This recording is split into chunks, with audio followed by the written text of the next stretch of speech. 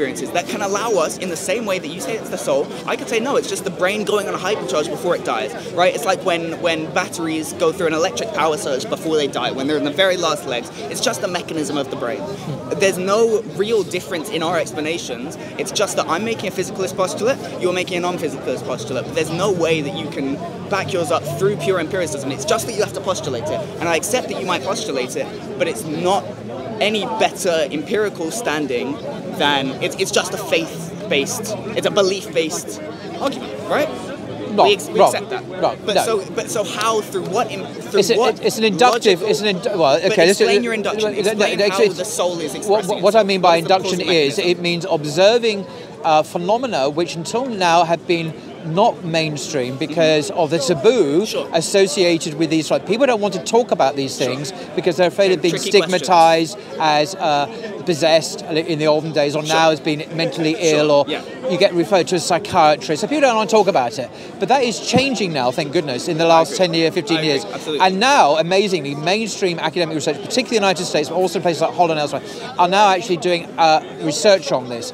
And what they are discovering is absolutely incredible, astonishing.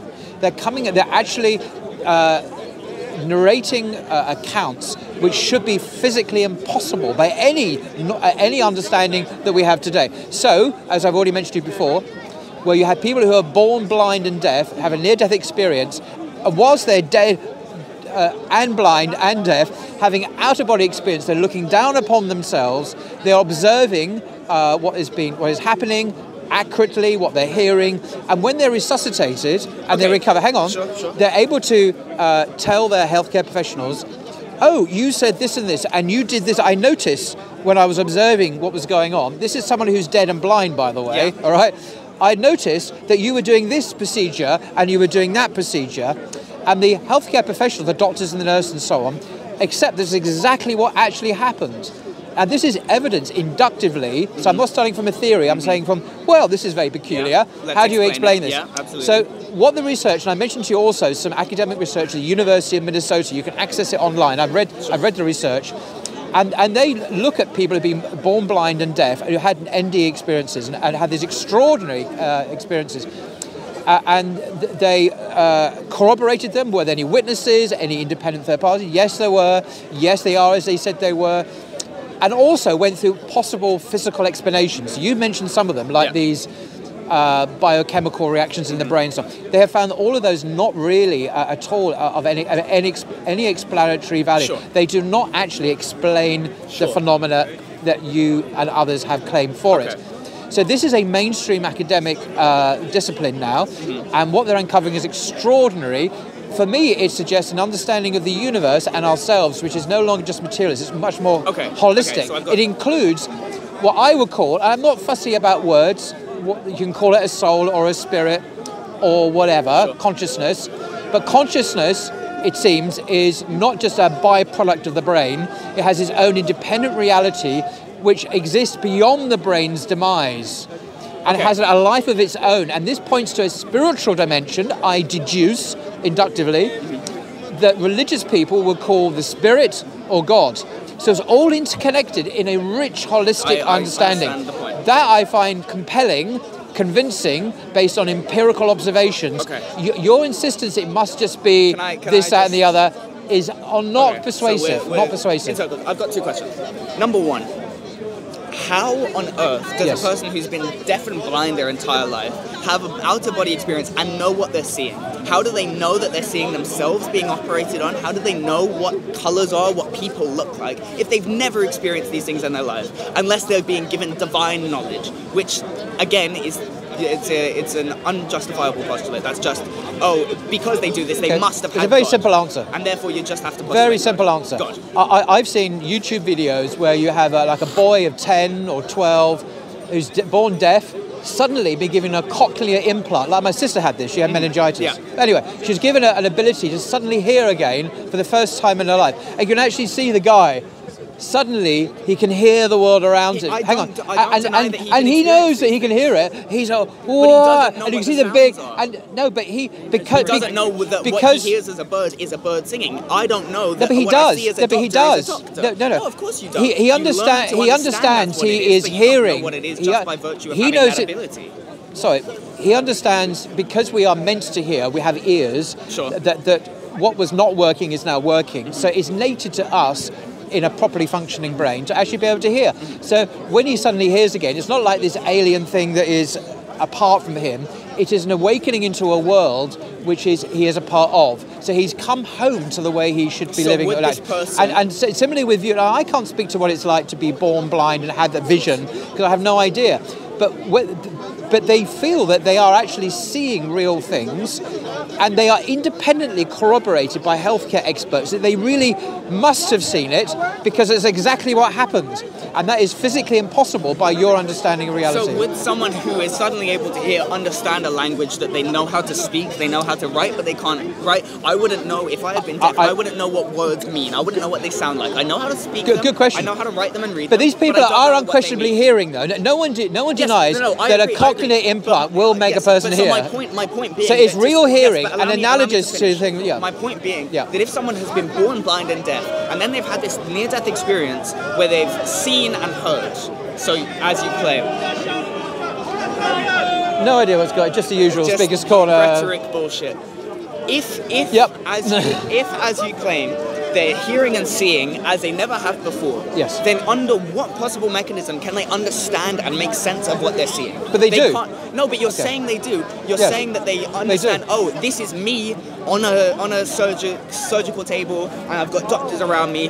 If I've never seen those things, I don't know what they are. If I've never seen them, I understand your point. But the point is this, I can't speak to your answer in that I've never been in that situation, but yes. I can say from the reports on this, the literature on this is vast now and academically period. If you look at the literature, people do actually objectively view things, and we know that not just because they say so, because it's independently fact-checked by people. Hang on, let me finish. So we know that the experiences they have are authentic, because you couldn't just imagine any old random stuff and get it right like that. It would have to be real. So I'm not bothered about how the veracity of it is checked out. How do they really understand a doctor as a doctor? But the fact is, if they see a guy in a white coat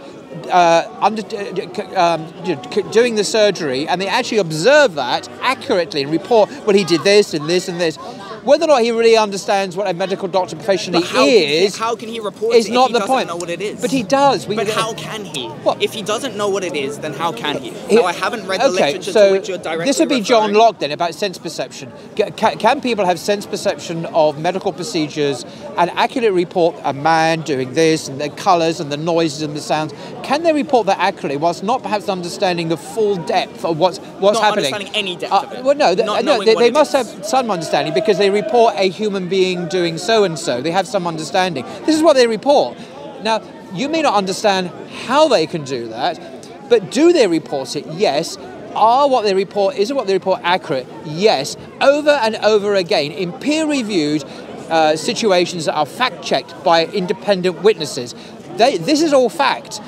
You can't, in the face of that, dogmatically insist that none of this is real. I think that's unscientific. I agree. Against reality. So that is not the point that I'm making. The point that I'm making is that your justification for it is equal to mine in that there's no way that we can prove it. It's purely an axiomatic We can problem. fact check it. But it's purely an axiomatic difference, the way that we explain the causal mechanism. How do you explain a blind dead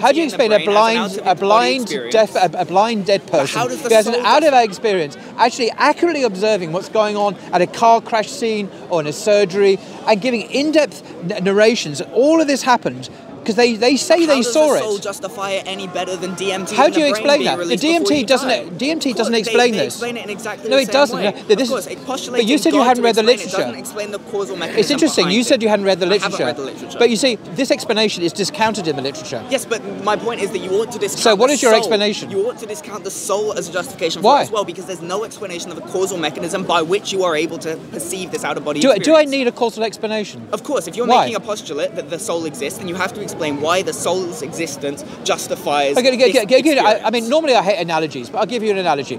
Okay. You've done physics, haven't you? I'm doing physics. I've not done. Oh, you are doing physics. Doing okay. physics. I will confess, I've never studied physics in my life. When I get in an aeroplane in a couple of weeks' time, which inshallah I'll be doing, I trust that when I get on that British Airways aircraft that's going somewhere, I trust that the physics and the geometry and the engineering is all going to work. I have Unless it's Boeing. Unless it's Boeing. Yes. Well, we'll go there. Good point. Yeah. Assuming it's none of that. I have no idea about the laws of physics, but I actually have a really confident trust that this aeroplane is actually going to, obey the laws of physics and get me from A to B. Yeah. Does that make my confidence in that belief invalid? No, because it's falsifiable. It's derived from a falsifiable process. But is it? My question is it valid? No, it's not valid to. Oh, it's not valid. To disbelieve. My confidence in this aircraft. Your confidence is justified. Right, but yes. Okay. But by the way, I've already confessed I have no idea about the physics of that aeroplane actually flying. So this is an analogy, of course. Absolutely. So coming back to the original, do you see my point? Not even though I can't explain the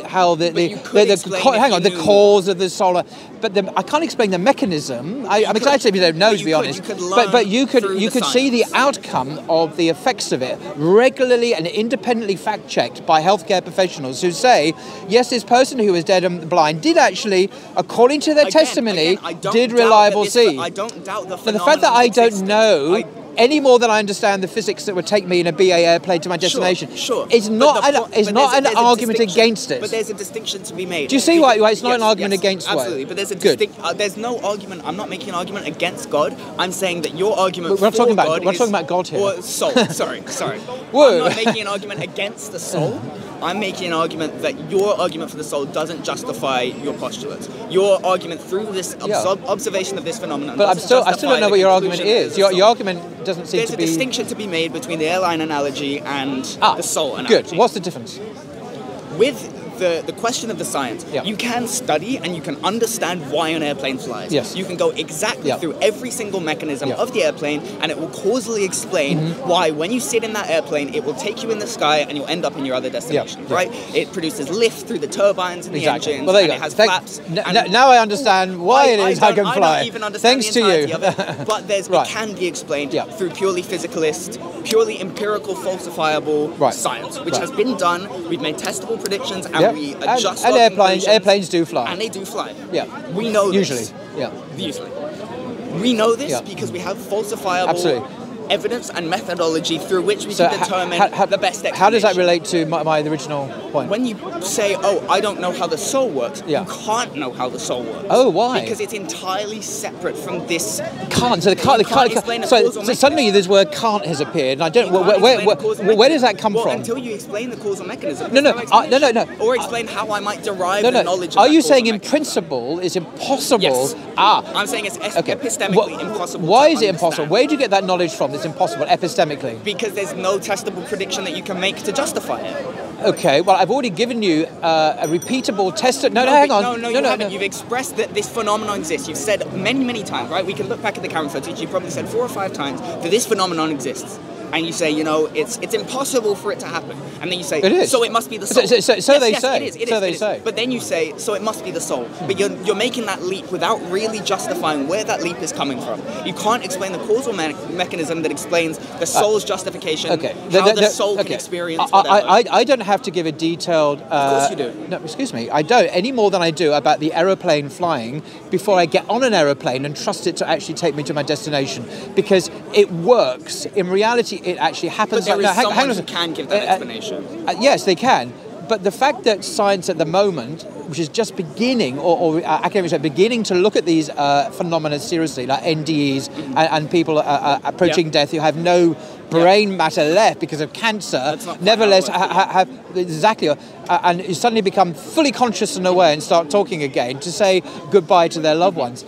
The fact that I don't understand that, analogous to the aeroplane thing, doesn't bother me overly because we're in the infancy of hang on, the infancy. I agree. And therefore, just because we're in the infancy of understanding is not an argument against the reality of the thing. We're in the infancy of understanding. I agree. Therefore, your dogmatic rejection is premature, to put it politely. Okay, so I will agree that it's a premature rejection. If I entirely reject the existence of the soul based on the fact that we can't explain it, you're Exactly. right. Absolutely, that would be That's my unjustified. argument. But You agree then? I don't think I've made that point that the soul doesn't exist. My point is that it's not a sufficient explanation. As you say, we're in the infancy of science. Yet. You know, humans 150,000 years ago saw that birds fly. They might not know how, right? They see flapping wings, but they don't understand the physical mechanism through which that works. Exactly. But they said it was magic, right? You know, the sun rises in the morning. It's Apollo riding his chariot through the sky. Whatever possible explanation. That was always poetry in Homer. But it was postulated, right? There's postulates. As science develops, we discover in almost all cases where we thought it was magic before, we thought it was something metaphysical, we've almost always proven that there was some physical explanation behind it. And my point is not that the soul doesn't exist. My point is that you're using the soul to justify some phenomenon is entirely unjustified, given that the science is in its infancy. No, given that we don't know enough about it to say that it's a soul, and therefore, I mean, this originally stemmed from our conversation about free will and about God, which was God probably Well, that was an hour ages ago, yeah, was it? Yeah. But it originally stemmed from that. To say that there's a soul because we don't understand something, and therefore God, which I'm not sure if you're still using this as a way to justify God, but I presume that the soul and God are probably somewhat interlinked.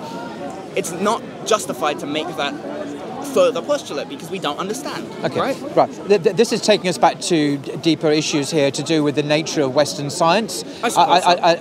And my disagreements with some aspects of the way Western science has been done over the last several hundred years, and that my reading of it ever since the Renaissance in the West, science predates that. In the Muslim world, science was very advanced in medicine and surgery and physics and other areas. But in the West, it took a decidedly materialist turn under people like Bacon and others, and it became militantly anti-God, anti-metaphysical, exactly. And I think that's a misunderstanding. Can I explain why? Can you let me finish? Because you had I'm giving you my response. Of course. Pardon. So I think that is the case. Clearly, we can look at the works of people like Thomas Hobbes, for example, one of the, and his resolute insistence, Descartes and others, on looking for materialist explanations. Now, materialist explanations kind of work in some areas, but in terms of an explanation for whole of reality, there's a philosophical assumption packed into this, which is not intrinsic to the scientific method. Absolutely. But a lot of modern science in the West works on that assumption, and this is unfortunate. Now, there's a great work, which I've mentioned to you before, by Professor at Chicago University called The Structure of Revolutions on the Paradigm Shift. And I mention that because it's absolutely a key work in this whole area of philosophy of science, of course. And I reference that because I think now we're ripe for a post-materialist paradigm. What I mean is, the universe can be investigated physically, but there are some phenomena increasingly important to our observations of reality which cannot be explained on that basis. And many scientists in the West are still dogmatically insisting that we dismiss these phenomena because they don't fit in with science. But for me, this is a particular kind of scientific practice. And can I just get back to the point about I'd just like to quickly interject. Hang on, about the birds and the sun and all that. You see, again, this is a materialist prejudice. I think God sustains the birds in the sky. I believe that God causes the sun to rise and set. I believe that God causes everything in the universe. How does that reconcile with science? Because science, in my view, looks at the physical cause and effects within that particular worldview. But it was never meant to be a metaphysical, philosophical explanation 100%. for everything. But this is where so there's plenty putting me in a box with other. I'll just wrap up now. Sure.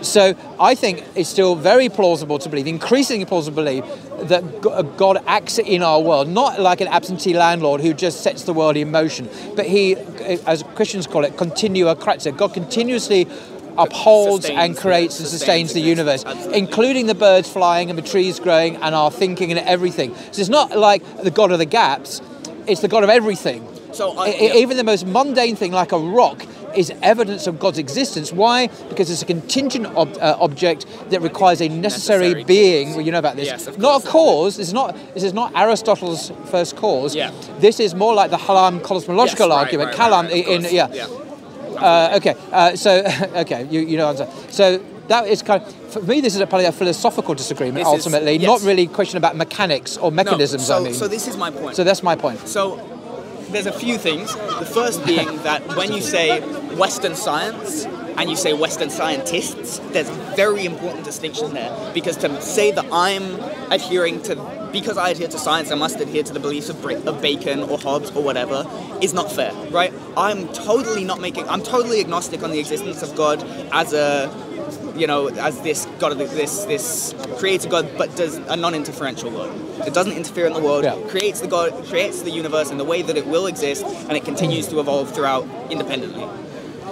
However, to say that not only am I not making an anti-metaphysical claim, I'm just saying that your metaphysical claim isn't sufficiently justified to make it as a true claim about the nature of the universe. Justified by what terms? By what criteria? In any sense. What, metaphysically not claimed? There's no causal justification. You mean material? You mean material cause? There has to be some. If something is material, no, seriously. If there's a material phenomenon, then it has to be explained through some material mechanism. Now, whether or not that mechanism is cause of a god, maybe there's a. Are you saying all matter? Are you saying everything in the universe is material? No. Right. What about your thoughts? Are your thoughts just material? I would say yes. Really, but no one's ever seen your thoughts. Absolutely. It's possible scientifically to see your thoughts. Absolutely, I believe there's some kind of emergent property, but it's hard to explain. I don't know because science hasn't got there yet. But why can't they be non-material properties? They possibly could be. No, but why can't they in principle? In principle, why can't there be? There's no reason in principle why they couldn't. Well, there we are then. But I can't say that they are because I haven't got a sufficient reason to justify. But how would you find out if they were? What methodology would you adopt? I couldn't say. But you already have said. What's your name, by the way? What's your name? Leon. Leo. Leo? Yes. Okay. Leo, you've already given us your methodology. You said it's materialist.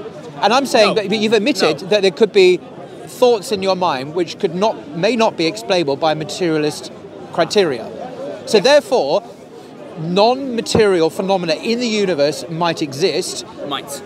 Yeah, but they might not be accessible by the materialist explanation. They might not be. Precisely. So all I'm saying is that there are such phenomena. There's abundant empirical evidence for them in all the examples I've given. Therefore, materialism is inadequate to explain them. You're saying that they can't be explained through materialism, but what is empiricism if not material? Oh no, very, very different. The empirical method is the inductive method. It has no metaphysical properties. In what way? Well, a deductive argument is like a tautological argument. All unmarried men are bachelors, which is profoundly uninteresting, obviously. But an inductive one is like a synthetic. You have to go out and look. Of course. Now, I'm saying empirically we can observe deaf and blind people from birth who die, have amazing out-of-body experiences, observe accurately and fact-checked independently. They have these experiences. I'm saying that's an empirical observation that is now very well researched and published in the academic work. Therefore, can a materialist explain that phenomenon? Say, no, they've all been tested. What about drugs? What about the brain having a last spasm of activity? All this has been looked at and they found not to be credible explanations. So therefore, inductively, I deduce that these things have legs, if you like, as non-material properties. That's my technical term. Bit of a contradiction to say you deduce something inductively, no? You induce. Yes. Okay. Yes. So my other point is that to say that science is fundamentally anti-metaphysical is a total misunderstanding of the Western scientific science. method. Western science, whatever you. Well, not all of it, but a lot of it.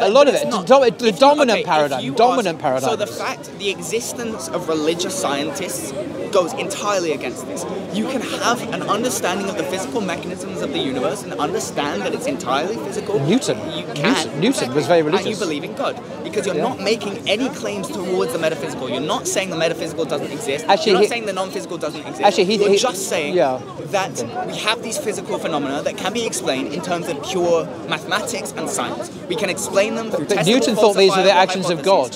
Newton is 300 years ago. But my point no, is he's not. He's operating the modern paradigm. No, of course he's not. He's not operating in Einstein's relativistic paradigm, which is totally fundamental. In terms of the scientific method, the point being that you can adhere to the scientific method without making anti-metaphysical claims. And just to say that because I am using science as a basis to determine my beliefs, I therefore making a claim against the soul is not what I'm doing. And I think I've repeated myself quite a few times to say that I'm not saying the soul doesn't exist. I'm saying that it doesn't seem to me a sufficient explanation for these phenomena to just say the soul is the reason. Because that, just the existence of the soul doesn't really explain anything. In the same way that just the existence of God doesn't explain how the universe came to be. God has to have created the universe somehow, right? Whether or not he thought it into existence, there has to be some way in which existence became a thing, in which the universe came into existence, right? No, I'm not making. Okay, well, we're going around in circles now, and I agree we are, and I think the empirical evidence suggests very strongly the existence of a non-material entity. Call it spirit, soul, consciousness, self, whatever you want to call it. I don't care what it's called. That is not explicable on materialist premises at all. But there's lots of empirical evidence for this, and this amazingly overlaps perfectly with the religious understanding that Jews and Christians and Muslims have about the soul. And I'm saying that this convergence between empirical observations and religious beliefs is one of the defining moments of our civilization. And now we need a paradigm shift away from a materialist understanding, which is dominant in the West. You may not agree. Sure. I believe it is dominant in the West.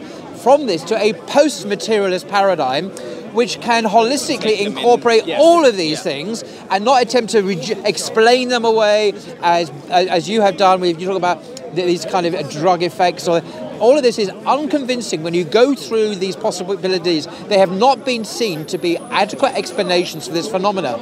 So I'm calling for a new paradigm, one that is much more holistic, and I think it will happen. It is happening actually at the moment, particularly in the US, where you see these emerging scientific think tanks with very prominent physicists and chemists and others who are actively discussing these very issues. It's not some cranky thing at all. So this is great. This is great news. What's your causal interaction explanation, right? Because in order for something to manifest in the physical, it has to have some kind of cause. In order for anything to manifest, it must have some kind of cause. You're just saying every effect. Let me just lay out my premise. Every effect is a cause. Every effect has a cause. I agree. We agree. I agree. Physical causes produce physical effects. I'm not sure I agree. Okay. I don't want to be shot down by my Muslim brothers here, but for the sake of this argument, I'm going to defend the Ashura occasionalist argument. Any Athari is watching this, please turn away. I'm just letting you know I'm going to defend a version of the occasionalist argument. You probably didn't understand what I said. Okay, so I'm actually going to maintain what I just said and deny what... Yeah. Okay. I've just given... I'd like to know the justification. I've just briefed my brothers here about what I'm doing. I'd like to know the justification, but aside from that... Yep. Every effect has a cause. Yes, I agree with that. In order for something to manifest in the physical, it must have a cause, right? This effect, this phenomenon of NDEs. But it may not be physical. It may not be physical. Okay, so it may not be physical. No. But if it's not physical, then through what mechanism do they interact? How can a non-physical produce an effect in the physical? In the same way, how does my having a thought, if it's non-physical, affect my body? How does me wanting to lift my arm mean that my arm lifts? Exactly. Oh, the sister wants to say something. Sure. But you wanting to put your arm on is actually linked to something that's going on. But exactly, my point is that it's just the brain. My point is that you need the brain to justify you lifting your arm. You are a materialist. And so you deny you are, but you are. No, I'm a materialist. Without a doubt, I'm a materialist. Okay. Well, from what I understand of the way the world works. I'm an idealist. I think this whole physical causality... So yeah, it's an axiomatic problem, right? We're operating on different axioms. Well, it's a philosophical difference. Yeah, exactly. I think even alleged physical causality between two objects is actually not the right description, because I believe God brings about every event we see in the universe, and it is God's habitual way of creating that we call laws, like laws of physics. The laws of physics don't actually do anything. They are description of God's regular action, repeated action in the world, but of course being God and it being sovereign, he can do differently. So in the case of Jesus, for example, it's impossible normally for virgins to have babies, but he did in his case, or in Moses' case, to part the Red Sea and do miracles. Because the laws of physics are not something over against God, they are actually our way of describing the habitual actions of God in the world.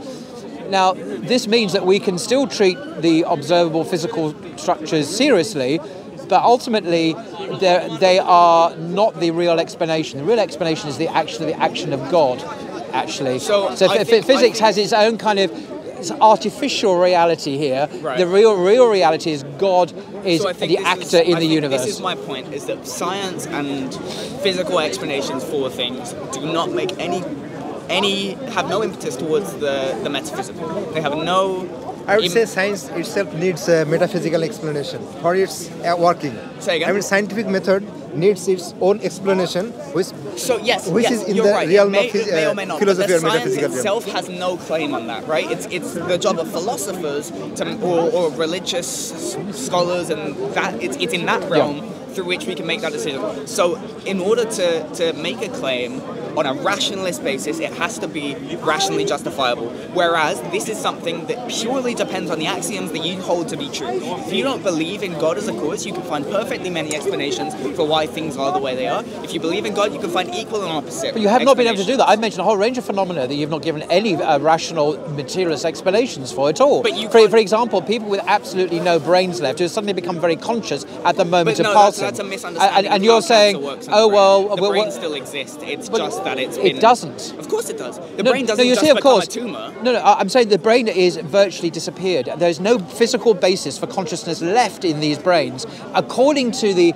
I'll need to read the literature, You because will. as far as I understand I it, don't the think you brain quite still understand how exists in that serious way. this is. We're dealing here with people who have virtually nothing left of their grey matter, who suddenly at the end of life become very conscious and aware and interactive and fully human again. Yes, yes. This is an expression of their soul, their spirit, which has suddenly become their self, which is not identified with the material body at all. Ultimately, it's separated from it. And materialists would say, no, it's a product of the brain. That, I would argue, is a fundamental error which are emerging post-material science will actually recognise. Actually, I think this is the future. Well, so this is the future thing. of We're science. postulating into the future, right? We are. We're not going to know until But- we know, but- and we might. Well, we never know now, but we might never know. We- but would argue that- the paradigm is catching up with this reality. Well, we'll see. Well, I'd we love will- to we take will your see. email. I'd love to see the literature. That Yeah, you're of course. talking. Yeah, I'll yeah. shoot you an email just because there's a lot here. This is. No, I'd love to send you the University of productive- Minnesota research by absolutely. by two academics and looked at this, and they went through all the possible explanations of materials might offer. They found none of them actually hold water. I'd love to read actually. it because it's very interesting. I mean, I think inevitably we are at an axiomatic difference. We just take different things to be true at the fundament, and so from there we derive different conclusions. And I don't think that's something we'll ever really have any light on, to be honest. I don't think it's something we as humans can I'm ever hopeful know. one day you would change your paradigm. We'll see. We'll see. What's your explanation for working of science in explaining the nature? For Science works yes. in explaining the nature. I It mean, what explains does that the mean? I mean, what- mechanisms through which nature operates. Yeah. Yes. So now science involves reason. Thank Thank you. Cheers. Science involves reason, observation, and then imagination. Yeah. Guess. Sure. Yeah. So now, working of science, what does that mean? I mean, what science is working. Does that mean? Science works does because that it's mean- designed to work. Science works because it's falsifiable. No. Now say that the nature is running randomly without following any law. Then science wouldn't work. Yeah, It wouldn't be so science. But it that- does have laws, Yeah, so which is why working we're of able science. to. Yeah, working of science means the science means that this nature is rational. What is this? You can understand. Finish. We didn't get So that means Not why they work, but how they work. We'll step back to the camera. you're welcome. So the nature is working rational manner. Yeah. Otherwise, we cannot use our reason. I just want to try and understand that whole thing. I think it's very juicy. Definitely. And it doesn't sound a material.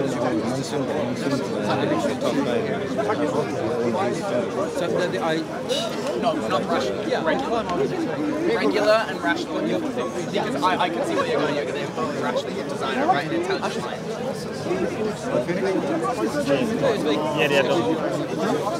Yeah, they just finished. Absolutely.